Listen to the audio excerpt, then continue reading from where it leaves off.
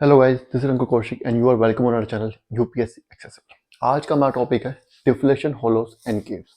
देखिए, डिफ्लेशन से आपको कुछ याद आ रहा होगा। लास्ट क्लास में हमने तीन टर्म्स पढ़ी थी।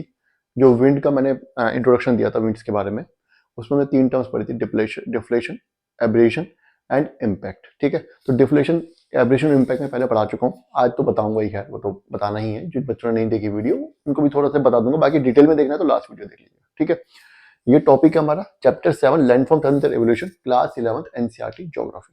ठीक है, तो एक बार मैं आपको जो थोड़ा सा एक बार डिफ्लेशन होलोस के बारे में बता देता हूँ। ठीक है, डिफ्लेशन का मतलब होता है जब हवा चलती है तो हवा के साथ डस्ट और जो सॉलिड पार्टिकल्स होते हैं सॉइल के, वो हवा के साथ चल लेते हैं, उसको हम डिफ्लेशन बोलते हैं। सिंपल सी बात है। ठीक है, जब ये डिफ्लेशन कैसे होता है, मान लीजिए कोई सरफेस है, ये रॉक भी हो सकता है, ये सॉइल भी हो सकती है, ये सैंड भी हो सकता है। इसके ऊपर से लगातार एक ही डायरेक्शन में हवा ब्लो करती रहती है। क्योंकि डेजर्ट्स है, डेजर्ट वहां पे हवा का एक पैटर्न होगा। लंबे टाइम तक एक ही डायरेक्शन में हवा ब्लो कर रही है, जो कि अपने साथ यहां से रेत या मिट्टी या वेदर मटेरियल, क्योंकि रॉक है तो रॉक के ऊपर वेदर मटेरियल होगा होगा ना, उसको भी उठा के ले जा रही है। तो क्या होगा, धीरे धीरे करके जब ये यहाँ से वही प्रोसेस बार बार रिपीट होगा कई सालों तक, हजारों सालों तक, तो यहाँ पे डिप्रेशन टाइप का बन जाएगा नहीं बन जाएगा, और ये टाइम के साथ गहरा भी होता जाएगा, है ना। ये एक होलो बन जाएगा, इसको हम बोलते हैं डिफ्लेक्शन होलो। ये डेजर्ट्स में मिलते हैं क्योंकि हम विंड पढ़ रहे हैं। डेजर्ट होलो, डिफ्लेक्शन होलो, तो केव्स जो है ये इरोजनल फीचर्स है, और जियोमॉर्फिक एजेंट कौन है इनका? विंड है। और विंड कहाँ पे एक्टिव होती है ज्यादा? Wind as a geomorphic agent जो है सबसे ज्यादा कहाँ पे एक्टिव होती है? वो डेजर्ट्स में होती है ना। तो डिफ्लेक्शन होलोज क्या होते हैं? Weathered mantle from over the rocks और bare soil gets blown out. क्या होता है? जो वेदर्ड मेंटल होता है या बेयर सॉइल जो होती है, सिर्फ सॉइल है, वेदर मेंटल नहीं है, सॉइल या सैंड है, सैंड भी एक तरह का सॉइल ही है, उसको ब्लोन आउट, वो हवा उसको उड़ा के ले जाती है by persistent movement of wind. कैसे उड़ जाता है वो? परसिस्टेंट, लगातार एक ही डायरेक्शन में विंड चल रही है, wind current in one direction, एक ही डायरेक्शन में लगातार बार बार विंड चले जा रही है, ब्लो करती जा रही है। तो क्या होगा, यहाँ से जब भी जाएगी विंड, कुछ ना कुछ उठा के थोड़ा बहुत 10 पार्टिकल लेके जाएगी। तो क्या होगा, दिस प्रोसेस में क्रिएट शैलो डिप्रेशन, यहाँ पे शैलो डिप्रेशन बन जाएंगे, कॉल्ड डिफ्लेशन होलो। इनको हम डिफ्लेशन होलोस बोलते हैं। ठीक है, समझ आया? अब इसी तरीके से जैसे डिफ्लेशन होलोस बने हैं, रॉक सरफेस में बन सकते हैं और सैंड सॉइल में बन सकते हैं, इसी तरीके से केव्स भी बनती हैं। कैसे बनती है अभी पढ़ते हैं।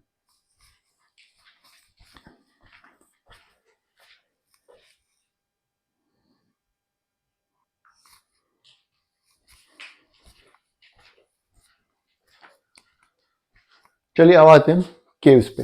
केव्स के बारे में आपको पहले ही पढ़ा चुका हूं। ठीक है, केव्स के बारे में क्या होता, क्या है, सिंपल सी बात है। ये कोई रॉक है, ठीक है, इधर इधर इधर किसी भी सरफेस पे विंड ब्लो कर रही है, जहां भी कर रही है। मान लीजिए सपोज कि जहां पे विंड ब्लो करती है, यहां से विंड होकर के गुजर रही है, तो वो क्या करेगी? इसको धक्का मारेगी, इरोजन करेगी, करेगी नहीं करेगी? तो यहाँ पे एक डिप्रेशन टाइप का बन जाएगा, यहाँ से इरोजन हो जाएगा मटेरियल, धीरे धीरे इरोजन बढ़ता जाएगा कि इस तरीके से, है ना, इरोडेड मटेरियल बढ़ता जाएगा। तो यहाँ पे एक केव टाइप से डेवलप हो जाएगी इरोजन की वजह से। ठीक है, कैसे हो ये मैं आपको पहले बता चुका हूं कैसे होती है। ठीक है, यही प्रोसेस है। विंड जो धक्का मारती है, तीन चीजें होती हैं। डिफ्लेशन, डिफ्लेशन से क्या होता है? डस्ट पार्टिकल उड़ा के ले जाती है। ठीक है, जब डस्ट पार्टिकल उड़ा के ले जाएगी, मान लीजिए यहाँ पे वेदर मटेरियल था, उसको उड़ा के ले गई डिफ्लेशन की वजह से, डिफ्लेशन हुआ, तो यहाँ पे ऑब्वियस सी बात है, फिर क्या होगा? गड्ढा बन जाएगा छोटा, वो गड्ढा फिर बड़ा होता जाएगा। डिफ्लेशन के साथ फिर क्या चलेगा? इम्पैक्ट भी होता है। जब हवा यहाँ से गुजरेगी तो धक्का भी तो मारेगी रॉक को, तो उसके जॉइंट ढीले हो जाएंगे, या जो वेदरिंग होगी वो जल्दी और होने लगेगी, उसका भी थोड़ा सा फास्ट हो जाएगी जो उसका स्पीड है। और एब्रेशन भी होता है। एब्रेशन का मतलब जब विंड पीछे से आएगी तो उसके अंदर 10 पार्टिकल्स होंगे, वो 10 पार्टिकल्स इस सरफेस पे फ्रिक्शन करेंगे, तो भी इरोजन और ज्यादा होगा, है ना। तो ये तीनों काम जब एक साथ होती है, ये तीनों प्रोसेस जब एक साथ साइमल्टेनियसली चलते हैं, तो यहाँ पे इरोजन ज्यादा स्टार्ट हो जाता है और केव बनने लगती है। ठीक है, क्या इसका प्रोसेस है ये हम अभी देख लेते हैं जरा एक बार। ठीक है, डिफ्लेशन, डिफ्लेशन की वजह से होलो तो बने ही थे, also creates numerous small pits and cavities over rock surfaces. Rock के सरफेसेस पे बहुत सारे पिट्स और कैविटीज बन जाते हैं, यहां भी बन जाएगी, यहां भी बन जाएगा, यहां भी बन सकता है, यहां भी बन सकता है। ठीक है, इस तरीके से रॉक फेसेस सफर इम्पैक्ट। रॉक का जो फेस है वहां पे इम्पैक्ट होता है, जहां से मान लीजिए रॉक है, ये बोर्ड हमारा रॉक है, और हवा बिल्कुल यहाँ से आ रही है या यहाँ से होकर गुजर रही है, तो ये इम्पैक्ट सफर करेगा कि नहीं करेगा? यहाँ पे धक्का लगेगा हवा का कि नहीं लगेगा? जब धक्का लगेगा तो ये ऊपर की सतह है, इसकी जो सरफेस ऊपर वाला है, ये यहाँ पे क्या हो रहा है, क्योंकि डेजर्ट में डायनल चेंजेस हो रहे हैं, दिन में टेम्परेचर बहुत ज्यादा, रात को ठंडा होता है, फिजिकल वेदरिंग हो रही है, केमिकल वेदरिंग हो रही है, पानी भी आ रहा है, तभी वो हो रहा है ना। तो यहाँ पे क्या होगा, जब धक्का लगेगा उसे तो वो वेदरिंग जल्दी होने लगती है, ठीक है। और एब्रेशन भी होता है, एब्रेशन भी होगा जब 10 पार्टिकल्स, हवा चल रही है, ये बोर्ड है हमारा, ये रॉक का सरफेस है, जब 10 पार्टिकल्स इससे होके गुजरेंगे जो कि हवा के साथ आए हैं, तो यहाँ पे फ्रिक्शन डालेंगे इसके ऊपर, और एब्रेशन इसको क्या करेंगे, वो धीरे धीरे इरोड करेंगे, उसको एब्रेशन बोलते हैं, ये मैं आपको बता चुका हूँ पहले ही। तो क्या होगा, रॉक फेस जो है वो इम्पैक्ट भी सफर करेगा, एब्रेशन भी सफर करेगा of wind borne dust. Abrasion कहां से आएगा, विंड बोर्न डस्ट, जो डस्ट या सैंड विंड के अंदर है। And first shallow depression called bolt blowouts are created.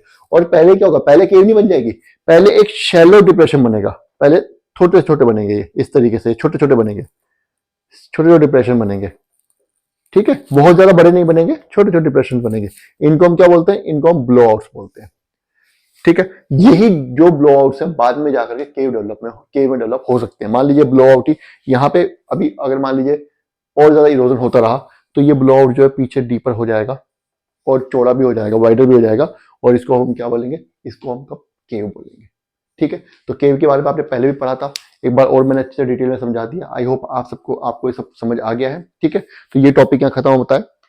Next topic जो हमारा mushroom table and pedestal rocks है, ये कैसे बनते हैं, मशरूम रॉक्स कैसे बनते हैं, टेबल रॉक्स कैसे बनते हैं, और पेडेस्टल रॉक्स कैसे बनते हैं, ये हम नेक्स्ट क्लास में पढ़ेंगे। तब तक आपको क्या करना है, आपको ये वीडियो बराबर देखनी है। कुछ अगर आपको इसमें समझ नहीं आया तो कमेंट करना है, मैं दोबारा पढ़ा दूंगा, और बाकी वीडियो को लाइक और सब्सक्राइब जरूर करना है, ठीक है। चलिए, थैंक यू।